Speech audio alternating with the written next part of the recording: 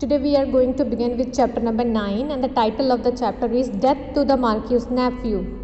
Unaware of the disaster that has struck at home, Miss Prose was out shopping with Jerry Cruncher. As they were settling their last bill in a shop at the St. Anthony district, Miss Prose had a shocking encounter with a man. No sooner did she look into his face than she screamed and dropped her basket onto the floor. Oh Solomon, dear Solomon, after all these years, here and now.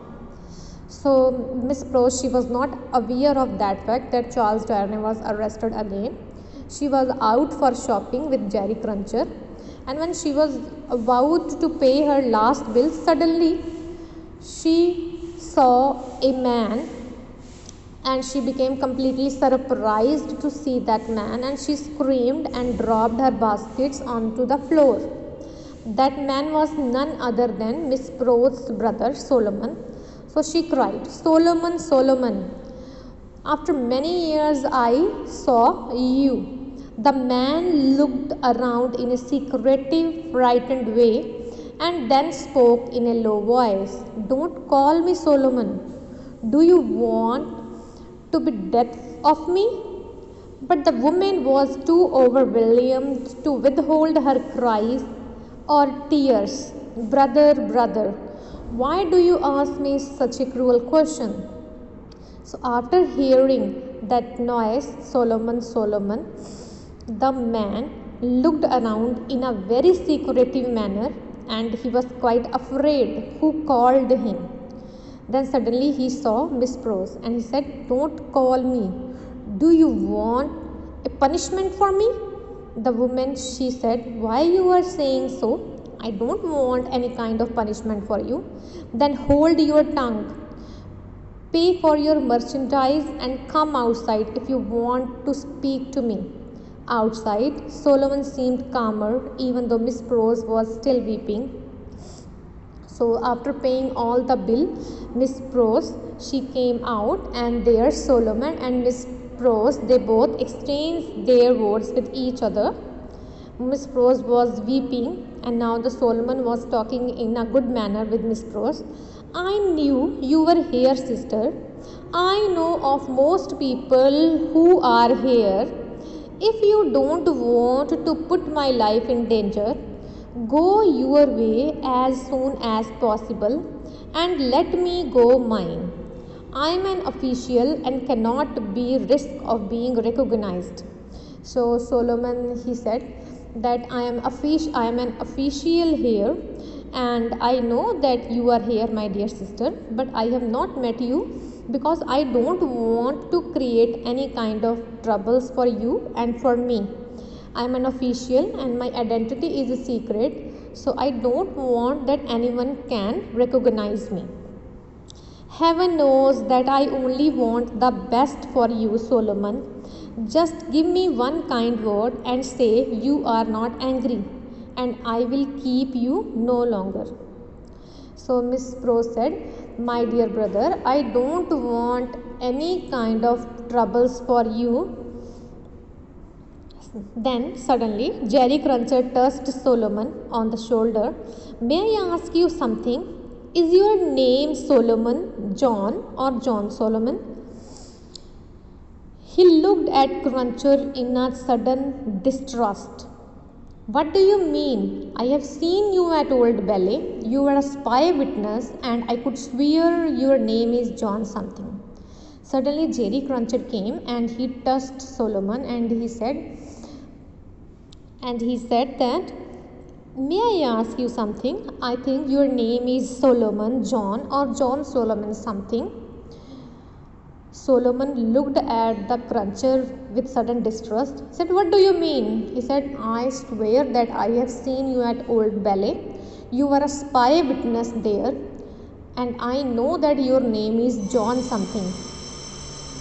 Brassard, said another voice, striking in. Everybody turned, and Miss Prose gasped when they saw Sidney Carton standing at Cruncher's elbow, with his hands behind him under the skirts of his riding coat. Carton explained quickly, So another voice also called him, Prasad. So everybody turned and looked. Miss Prose, she was quite, you can say, frightened by hearing that, and suddenly Sydney Carton, he was standing there at Cruncher's elbow and hands behind with under the skirts, and he explained everything quickly. What he explained, let's see. He also called him by his name, Prasad. Do not be alarmed. Do not be alarmed, Miss Prose. I arrived here yesterday to Mr. Lorry's surprise. We agreed that I would not present myself until all was well or unless I could be useful. He said, don't be surprised, Miss Prose. I arrived here yesterday only, and I and Mr. Lorry, we planned that I will keep my identity here, or I will not come in front of anybody unless I'll be of some work. I'd like to have a little talk with your brother, although I hope for your sake, Miss Prose, that he wasn't crawling around undercover within the prison walls. I saw you, Mr. Prasad, coming out of consigliere, and I remember faces well. Curiously, I followed you into the cafe and sat near you. I deduced from your unreserved conversation as well as from your rumors about you that you are indeed a spy. It is clear now that my curiosity has a purpose. So Sydney Carton said that I know that you are an official at consigliere. I have seen you many times there, and I don't forget faces, and I followed you, and I have overheard your conversation. I know that you are a spy and you are an official. I have some work with you. John Prasad knew that he was now in a dangerous position and his secret was out. What purpose? It would be unwise to explain in the street. Could we talk at the office of Tellson's? What if I refuse? Are you threatening me? No, but I will not discuss it here. Prasad realized that he had no alternative but to accept. He cast a serious look at his sister. So Prasad, now he realized that he is in a dangerous position. His secret is out, and Sydney Carton, he was said that I have some work with you. He said, are you threatening me about all these things?